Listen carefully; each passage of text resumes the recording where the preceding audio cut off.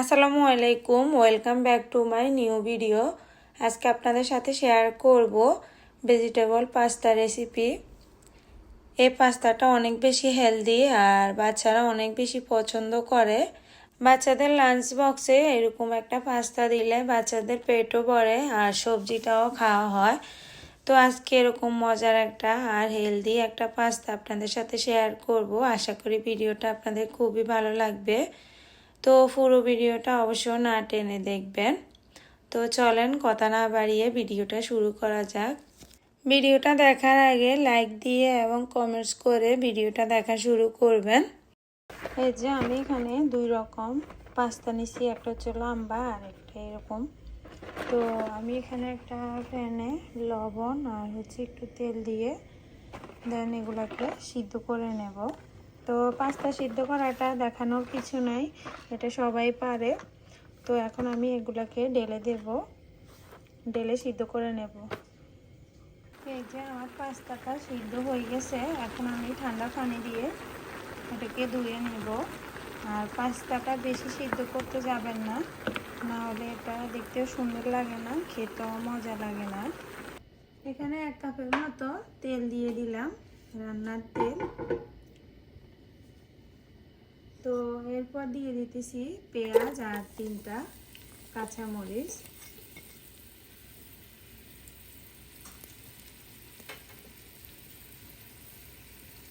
দিয়ে দিতেছি স্বাদ মতো লবণ।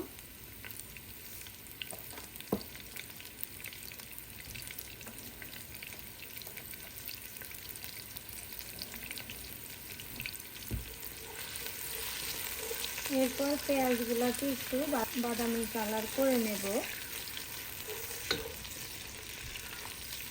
এভাবে পাস্তা রান্না করলে অনেক বেশি মজা হয় আর বাচ্চারা আমার হাতের পাস্তা অনেক বেশি লাইক করে।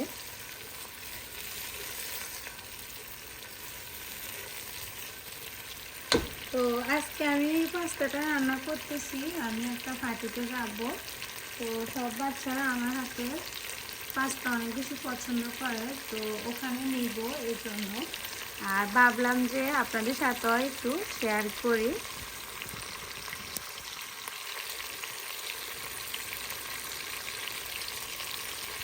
এখানে পেঁয়াজটা তো বেশি বাদামি কালার হওয়া লাগে না। তো এখানে দিয়ে দিতেছি একটু রসুন বাটা।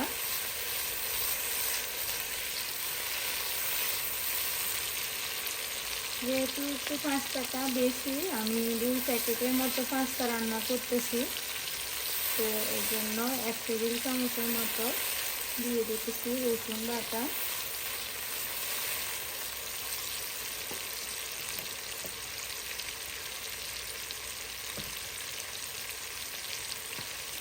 এরপর দিয়ে দিতেছি এখানে একটু ব্ল্যাক পেপার।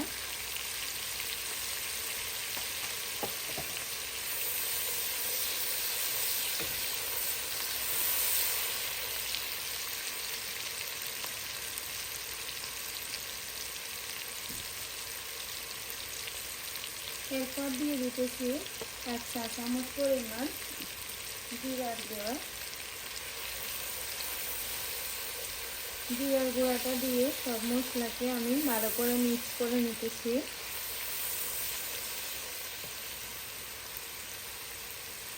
এই পর্যায়ে দিয়ে দেব এখানে হচ্ছে নুডলসের সাথে যে মশলা থাকে ওইটা। তো আমি এখানে 2 রকমের মশলা নিছি, আপনাদের হাতের কাছে যেটা থাকে ওটাই দিতে পারেন।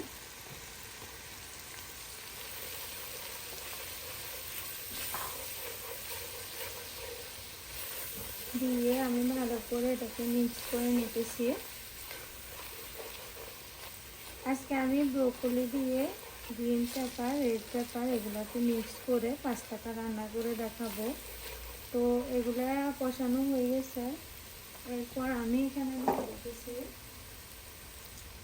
এই যে ব্রোকলি, গ্রিন পেপার, রেড পেপারগুলো। এই যে ভালো করে আমি মিক্স করে নেব।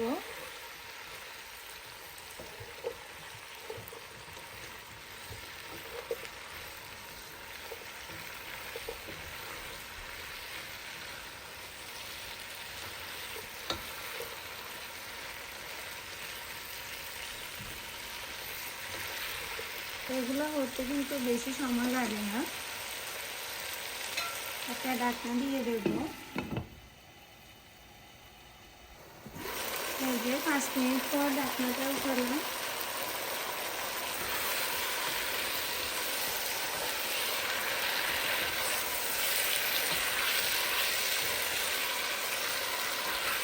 এটা কালারটা কিন্তু বেশি হবে না, কালারফুল হয় না, এটা একটু গ্রিন গ্রিন থাকে, খেতে কিন্তু অনেক বেশি মজা। তো এই পর্যায়ে আমি এক টুকরা বাটার দিয়ে দিলাম। বাটারটা দিলে অনেক সুন্দর একটা গ্রান আসে।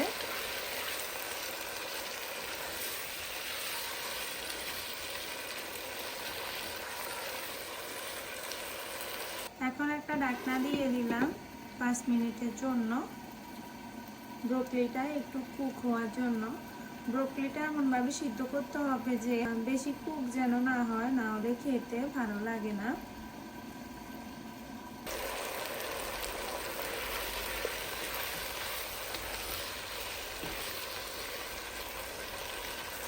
কে কোন জায়গা থেকে ভিডিওটা দেখতেছেন অবশ্যই কমেন্ট করে জানাবেন। যারা আমার পেজ থেকে ভিডিওটা দেখতেছেন তারা অবশ্যই আমার পেজটাকে ফলো করে দেবেন, আর যারা ইউটিউব চ্যানেল থেকে দেখতেছেন ভিডিওটা অবশ্যই ইউটিউব চ্যানেলটাকে সাবস্ক্রাইব করে দেবেন।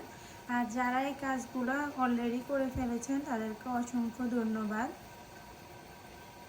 আমার পাশে থাকার জন্য।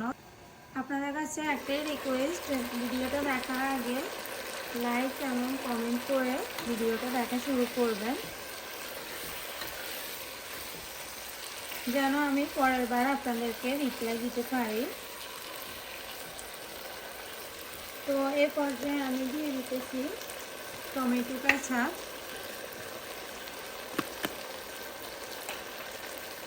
এখানে আমি প্রায় হাফ কাপের মতো টমেটো কেচাপ দিয়ে দিতেছি। এখানে কিন্তু আমি টমেটোটা ইউজ করি নাই, জাস্ট টমেটো কেচাপটা ইউজ করেছি। এই যে দিয়ে ভালো করে মিক্স করে দিতেছি।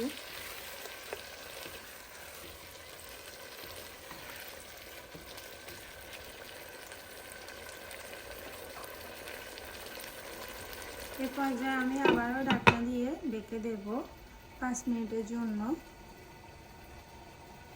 এই পর্যায়ে আমি দিয়ে দিতেছি এখানে লিকুইড গরুর দুধ। এই দুধটা দিলে অনেক বেশি মজা হয়, গ্রেভিটা একটু ক্রিমি ক্রিমি ভাব হয়। বাচ্চারা একইভাবে সবসময় খেতে চায় না, বিভিন্নভাবে বা বিভিন্ন স্টাইলে বাচ্চাদেরকে রান্না করে দিলে ওরা অনেক বেশি পছন্দ করে। তো আমি চাই সবসময় আমার মেয়েকে একটু ভিন্নভাবে খাওয়ানোর জন্য। তো আমি এভাবে পাস্তা রান্না করলে বড় ছোট সবাই অনেক বেশি পছন্দ করে। তো এই যে এর কালারটা দেখছেন মাশাআল্লাহ কত সুন্দর। এটা যখন এটার ঝোলটা কমে যাবে এটা আরও বেশি সুন্দর দেখা যাবে। আর ভিডিওটা যদি পুরো ফলো করেন তাহলে আপনার সুন্দর একটা পাস্তা রান্না করতে পারবেন।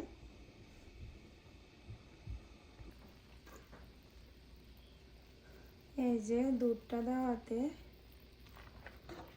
একটু ঘন ঘন নেড়ে দিতে হবে, না হলে এটা পড়ে যেতে পারে।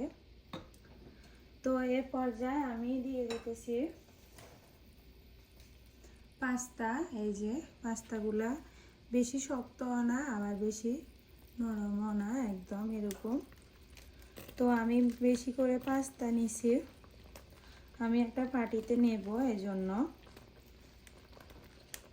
তো আমি দিয়ে দিতেছি।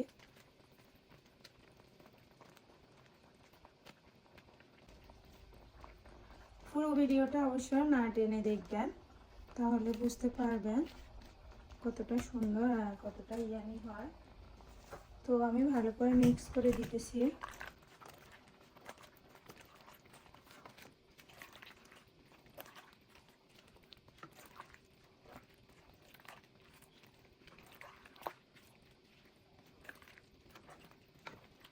তো এই পর্যায়ে আমি একটা ঢাকনা দিয়ে রেখে দিতেছি। ঢাকা হাতের কাছে মাশরুম ছিল না, এই জন্য আমি মাশরুম দিই নাই। মাশরুমটা দিলে অনেক বেশি মজা হয়। 5 মিনিটের জন্য ঢাকনা দিয়ে দিলাম। এই যে 5 মিনিট পর ঢাকনাটা উঠালাম। এই যে দেখেন আমার ব্রোকলিগুলোও কিন্তু এই যে একদম কুক হয়ে যায় নাই, আবার এই যে পেপারগুলোও কিন্তু গলে যায় না, এই যে হালকা কুক হয়েছে। এই যে দেখেন কালারটা দেখেন কত সুন্দর, আর একটা ক্রিমি ক্রিমি ভাব আছে এই যে পাস্তার মধ্যে। পাস্তার গায়ের সাথে এই যে ক্রিমি ক্রিমি একটা ভাব আসছে। এই পাস্তাটা খেতে কিন্তু অসম্ভব লেভেলের মজা। তো এই পর্যায়ে আমি দিয়ে দিতেছি একটু ক্রাশ পেপার বা কালা মরিচের গুঁড়া। এই যে দেখেন লুকটা অনেক বেশি সুন্দর।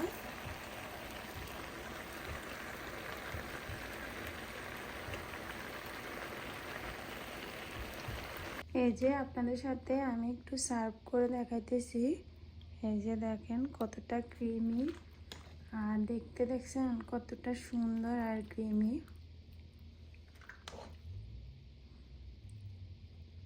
এরকম করে পাস্তা রান্না করলে বাচ্চারা অনেক বেশি পছন্দ করে।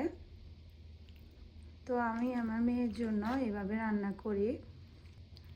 স্কুলে লাঞ্চের সময় এই খাবারটা দিলে বাচ্চাদের পেটও ভরে, আর বাচ্চারা কিন্তু অনেক বেশি মজা করে খায়।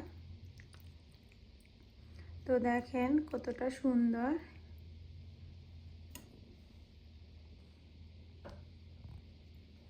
এই যে দেখেন আমার পাস্তাটা একদম রেডি।